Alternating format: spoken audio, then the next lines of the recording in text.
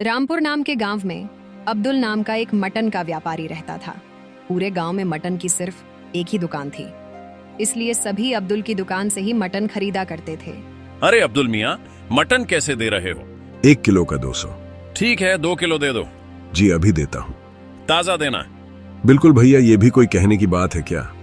इस तरह से अब्दुल हर रोज मटन बेचा करता था और रात को दुकान बंद करके वापस घर जाता था। उसके परिवार में उसकी पत्नी और एक बेटा था। अब्दुल हर रोज सुबह सुबह उठकर पास ही के गांव से बकरियां लाने जाया करता था और बकरियां लाकर गांव वालों को उसका मटन बेचा करता था। इसी तरह एक दिन सुबह अब्दुल पास ही के गांव के बकरी के व्यापारी सुरेश के पास जाता है। जब व्यापारी उसे कहता है, अरे अब्दुल, सुना है तेरा धंधा तो बहुत अच्छा चल रहा है। हाँ भैया, बस घर का खर्चा चल जाता है। अरे अब झूठ भी मत बोलो, पूरे गांव में तुम अकेले ही मटन बेचते हो। तुम तो मनमाने दाम में मटन बेच के खूब कमाते होंगे और मुझसे तो सस्ते दामों में बकरियां लेकर जाते हो, तो मुनाफा तो बहुत होता होगा। नहीं भैया, ऐसा बिल्कुल नहीं है। मैं तो कम से कम दामों में मटन बेचता हूँ। मैंने गांव वालों से कभी कोई बेईमानी नहीं की है। अच्छा ठीक है, वो सब रहने दो। तुम्हें बस ये बताना था कि बकरियों का चारा बहुत महंगा हो गया है, तो उनकी देखभाल करने में बहुत खर्चा होगा। इसलिए आज से बकरियों के दाम भी बढ़ गए हैं। एक बकरी 4000 की मिलेगी। अरे नहीं नहीं भैया, ऐसा मत कहिए। इतनी महंगी बकरियां मैं कैसे खरीद सकूंगा? और अगर बकरियां इतनी महंगी खरीदूंगा तो इसका मटन सस्ते दामों में गांव में जाकर कैसे बेचूंगा? देखो भाई, लेना है तो लो, नहीं तो और भी है खरीदने वाले। अब्दुल के पास बकरी खरीदने के अलावा और कोई रास्ता नहीं था, क्योंकि सुरेश को छोड़कर गांव में और कोई भी बकरियां नहीं पाला करता था। सुरेश ने इसी बात का फायदा उठाना शुरू कर दिया और वो अपने ग्राहकों को महंगे दाम में बकरियां बेचने लगा। ठीक है भैया, आज तो फिर मैं एक ही बकरी ले जा सकूंगा। पहले की तरह 1000 की देते तो 4 बकरियां ले जा सकता था। अरे भाई, ऐसी कोई बात नहीं। अगर महंगी लग रही है तो जाओ दूसरी दुकान से ले लो। और अब्दुल बकरी लेकर घर वापस आ जाता है। अरे बाकी की बकरियां कहाँ हैं? दुकान पर ही छोड़ आए क्या? अरे नहीं, जहां से मैं बकरियां लेता हूं उसने बकरियों के दाम बढ़ा दिए हैं, इसलिए आज एक ही बकरी ला सका मैं। तो फिर आप मटन कैसे बेचेंगे? मेरा मतलब है, एक बकरी से तो बहुत कम मटन निकलेगा। हाँ, मटन तो कम निकलेगा, लेकिन वो भी बिक जाए तो बहुत बड़ी बात है। मतलब मैं समझ ही नहीं। पहले तो मैं कम दाम में मटन बेचा करता था, लेकिन अब जो इतनी महंगी बकरी लेकर आया हूं तो मटन भी तो महंगा ही बेचना पड़ेगा ना। और इतना महंगा मटन पता नहीं गांव वाले खरीदेंगे भी या नहीं। अरे रे रे रे, ये तो बहुत बड़ी मुसीबत है। हर रोज की तरह अब्दुल अपने दुकान में जाकर मटन काटने लगता है। अरे भैया, 1 किलो मटन तोल देना। जी अभी देता हूँ। इतना कहकर अब्दुल उसे 1 किलो मटन तोल देता है। ये लो भैया अपने पैसे। अरे दीदी, 500 रुपए हुए, ये तो सिर्फ 200 है। क्या? 500 रुपए? ये कब हो गया? अभी परसों ही तो मेरे पति 200 रुपए में लेके गए थे। 2 दिन में ही दाम दुगने से ज्यादा हो गए। मजाक कर रहे हैं क्या भैया? अरे नहीं दीदी, ऐसा नहीं है। बाजार में बकरियों का दाम बढ़ गया है, इसलिए मटन का भी दाम आज से बढ़ गया है। रहने दो भैया, मुझे नहीं चाहिए। ये इतना महंगा मटन अपने पास ही रखो आप। इतना कहकर वो औरत बिना कुछ लिए ही वहां से चली जाती है। कुछ समय बाद और भी ग्राहक अब्दुल के पास आते हैं, लेकिन महंगा होने के कारण कोई भी उससे मटन नहीं लेता और सब उसे भला बुरा कहकर उसकी दुकान से चले जाते हैं। अरे ये क्या? ये तो सरासर लूट मचा रखी है। इससे सस्ता तो शहर में मटन मिल जाएगा। शाम हो जाती है, लेकिन अब्दुल की कोई बिक्री नहीं होती। तभी वो देखता है कि बकरी बेचने वाला सुरेश उसकी दुकान के ठीक सामने मटन की दुकान लगा रहा होता है। ये देखकर वो हैरान हो जाता है। आ जाओ, सस्ते में मटन ले जाओ। मटन बिरयानी बनाओ और मजे से खाओ। आओगे तो पाओगे, नहीं तो बाद में पछताओगे। इतना सुनते ही सभी गांव वाले सुरेश की दुकान पर मटन खरीदने के लिए लाइन लगा लेते हैं। अरे भैया, मटन कैसे दे रहे हो? 100 रुपये किलो दे रहा हूँ भाभी जी, कितना दे दूं? अच्छा, तब तो 2 किलो दे दो।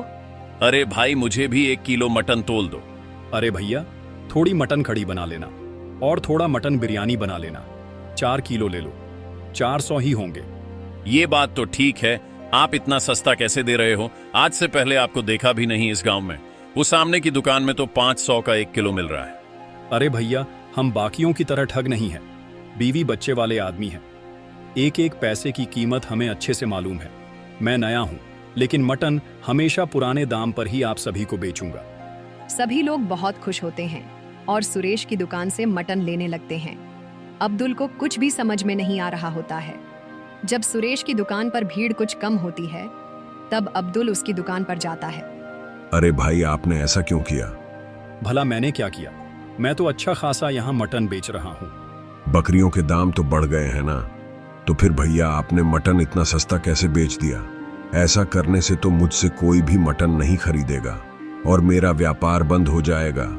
तो फिर एक काम करो, तुम अपना मटन मुझे बेच दो, मैं सारा मटन खरीद लूंगा, वह भी 1000 रुपए में। अरे भाई, ये तो सरासर घपलेबाजी है। मैंने पूरे 4000 देकर तुमसे बकरी ली थी 1000 रुपए में। मैं तुमको सारा गोश्त दे दूंगा, तो मेरा तो घाटा हो जाएगा। तो फिर भाई तुम रास्ता नापते बनो। वैसे भी थोड़ी देर में मुझे दुकान बंद करके घर जाना है। अब्दुल अब बुरी तरह से फंस चुका था, इसलिए मजबूर होकर उसने सारा मटन सुरेश को 1000 रुपए में बेच दिया और दुखी मन से घर वापस आ गया। क्या हुआ जी, इतने उदास क्यों हो? बिक्री तो अच्छी हुई ना? पता नहीं अल्लाह हमसे किस जन्म का बदला ले रहा है। ऐसा क्यों कह रहे हो? साफ साफ बताओ ना, क्या हुआ है? अब्दुल उसे सारी बात बताता है। अब तो दोनों को ही कुछ भी नहीं सूझ रहा था कि घर कैसे चलेगा। उधर सुरेश भी दुकान बंद करके अपने घर पहुंचता है, तो उसकी पत्नी रश्मि उसे कहती है, आ गए पतिदेव, लाइए कितनी कमाई हुई है, इधर दीजिए। अरे भाग्यवान, कभी पानी का भी पूछ लिया करो। ज्यादा मच मत करो। रश्मि नाम है मेरा। नौकरों वाले काम कराने हो तो इतना कमाओ कि घर में नौकर चाकर रख सको।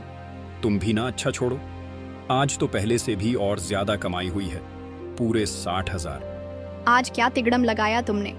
सुरेश उसे सारी बात बताता है कि कैसे उसने सस्ता मटन बेचकर अब्दुल का धंधा चौपट कर दिया। इस पर रश्मि उसे कहती है, अरे मेरे मूर्ख पतिदेव, मेरे मायके से मिली सोने जैसी बकरियों को तुमने इतने सस्ते में कैसे बेच दिया? पता भी है सोने का भाव कितनी तेजी से आसमान छू रहा है। मुझे पता था तुम यही कहोगी, लेकिन मैं और करूं भी क्या? घर में आते ही तुम पैसे मांगने लगती हो। कहां से लाऊं इतने सारे पैसे? और तुम्हें ये कहां से सोने की बकरियां दिखती हैं? हाँ, रश्मि नाम है मेरा। पैसे तो चाहिए ही मुझे, वो भी बहुत सारे। और हाँ, मेरी बकरियां किसी सोने से कम नहीं हैं। अब कल से तुम ठीक वैसे ही करोगे जैसा मैं तुम्हें कहूंगी। क्या करना होगा मुझे? जानवरों को बड़ा करने के लिए और उसका वजन बढ़ाने के लिए शहर में दवाइयाँ मिलती है। अब से हम सस्ते दाम में बकरी के बच्चे को लाएंगे और उसे दवाइयाँ खिला खिलाकर बढ़ा कर देंगे और उसी के मटन को गांव के बाजार में बेचेंगे। बकरी का वजन बढ़ेगा तो मटन बेचने में और भी मुनाफा होगा। समझे मेरे उल्लू पति देव? पर ये तो गलत है। अब तुम मुझे सिखाओगे कि क्या सही है और क्या गलत। चुपचाप से जैसा कहा है वैसे ही करते जाओ। अगले दिन से सुरेश छोटी बकरियों को इंजेक्शन लगाकर बड़ा कर देता है, जिससे कुछ दिन में ही वो काफी बड़ी और भारी भर कम हो जाती है। गांव में किसी को भी सुरेश की इस हरकत का पता भी नहीं चलता और वो बेफिक्र होकर उसके दुकान से सस्ते दाम पर मटन खरीदते हैं। उधर अब्दुल का मटन का व्यापार बंद हो गया था, इसलिए वो मजदूरी करने लगा। कुछ समय बाद ईद आने वाली होती है, तो अब्दुल सुरेश की दुकान पर मटन खरीदने के लिए आता है। सुरेश उसे मटन तोल कर देता है।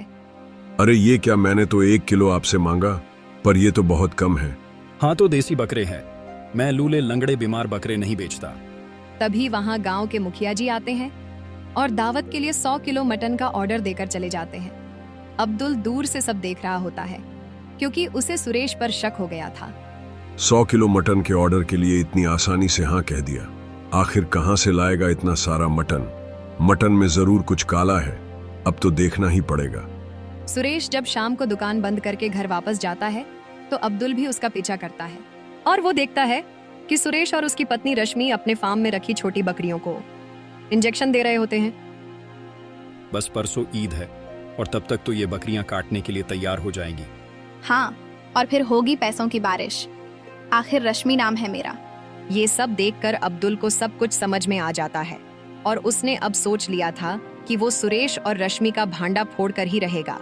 ईद वाले दिन सुरेश 100 किलो मटन लेकर सरपंच के घर पहुंचता है। लेकिन जब दावत में लोग मटन बिरयानी खाने लगते हैं तो सरपंच देखता है कि बिरयानी तो कम पड़ रही है। अरे ये क्या, मैंने तो इतनी सारी मटन बिरयानी बनवाई थी, फिर भी ये कम कैसे पड़ सकती है? ऐसे में तो सभी लोग मेरा मजाक उड़ाएंगे। वो बहुत घबरा जाता है। तभी वहां अब्दुल आता है और सरपंच जी को अपने फोन में रिकॉर्ड हुई सुरेश की काली करतूतों को दिखाता है। सरपंच जी, ये सुरेश न जाने कब से ऐसे दवाइयों वाले मटन को पूरे गांव में बेच रहा है। इसी को खाकर कई बार लोग बीमार भी हो गए हैं। इसी ने मेरे मटन का व्यापार भी बंद करवाया था और इसी की वजह से आज आप भी बदनामी की कगार पे खड़े हैं। इतना सुनते ही सरपंच तुरंत सुरेश और उसकी पत्नी रश्मि को पूरे गांव वालों के सामने बुलाते हैं और गांव वालों को सारी बात बताते हैं। सभी गांव वाले गुस्से में उन्हें मारने के लिए आगे बढ़ने ही वाले थे। तभी अब्दुल उन्हें रोक देता है और उन्हें समझाने लगता है। उसके बाद सुरेश की पत्नी रश्मि कहती है, मुझे माफ कर तो अब्दुल, मैं पैसे की लालच में अंधी हो गई थी। हम दोनों ये गांव छोड़कर चले जाएंगे और एक नई जिंदगी की शुरुआत करेंगे। उस दिन से अब्दुल दोबारा मटन की दुकान खोलता है और अब उसकी दुकान में पहले से भी ज्यादा ग्राहक आने लगते हैं।